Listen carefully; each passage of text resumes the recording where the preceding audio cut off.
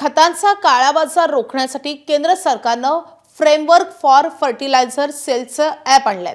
संभाजीनगर कोल्हापुरात pilot project म्हणून त्याची अंमलबजावणी सुरू झाली, पण केंद्र सरकारच्या नव्या व्यवस्थेचा अक्षरशः फज्जा उडालाय। शेतकरी खत बुक करतो, दुकानाचं नावही दिसतं, पण QR कोड स्कॅन केल्यावर डेटा गायब होतो आणि त्यामुळे नियम मोडून खत द्यायचं की शेतकऱ्याला रिकाम्या हाती परत पाठवायचा असा सवाल विक्रेत्यांपुढे उभा राहतोय। खरीप हंगाम तोंडावर आला असताना खतासाठी आलेल्या शेतकऱ्यांची चांगलीच फरफट होतीये। ऑनलाईन बुकिंग असूनही खत मिळत नसल्यानं शेतकऱ्यांची नाराजी वाढतीये। काळा बाजार रोखण्यासाठी सुरू झालेली यंत्रणाच सध्या खत वितरणात अडथळा ठरते। मात्र दुसरीकडे कृषी विभागानं मात्र तांत्रिक अडचणी दूर होतील असा दावा केलाय। आतापर्यंत 50,000 शेतकऱ्यांनी ॲप डाउनलोड केलं असून 30,000 शेतकऱ्यांनी QR कोड स्कॅन केलाय असं प्रशासनाचं म्हणणं आहे।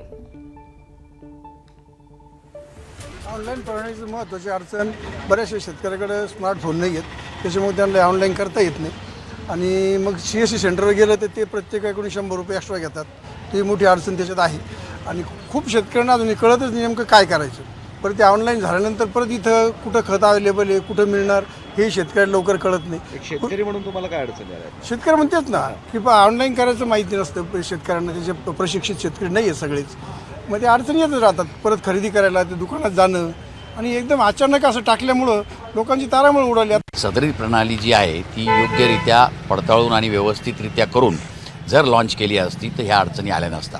त्याकरता शासनाने जुन्या पद्धतीने जी खत वितरण पद्धती आहे ती चालू ठेवावी, जेणेकरून शेतकऱ्यामध्ये आणि व्यापाऱ्यामध्ये जो वाद होतात, वादविवाद होऊ नये, अशी परिस्थिती उद्भवू नये, त्याकरता जुन्या पद्धतीने खत वितरण करावे।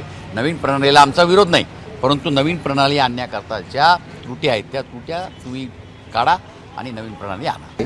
पहिली अडचण आपल्याला येत होती की तो शेतकरी बुकिंग करताना त्याला एकाच तालुक्यातलं तो त्याच्या तालुक्यात आहे त्याच तालुक्याचं त्याला दुकानं दिसत होते, परंतु आजपासून ते आता सुरू झाले की तो बुक करताना त्याच्या शेजारील दुसऱ्या तालुक्यातल्या दुकानाचे सुद्धा खत बुक करू शकतो।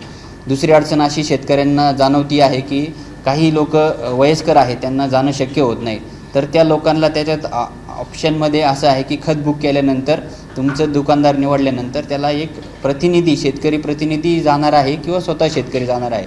आणि तिसरी OTPची एक अडचण येत होती की त्याला थंब येत नव्हता, तर ते थंब शेतकऱ्यांचे काही थंब येत नव्हते किंवा त्याचं स्कॅन होत नव्हते, तर त्याला त्याच्या आधार नंबरवरती OTP आपण ॲक्टिवेट करून देण्यासाठी एक रिक्वेस्ट केली होती, तर ती सुद्धा ॲक्टिवेट आज दुपारपर्यंत होऊन जाईल।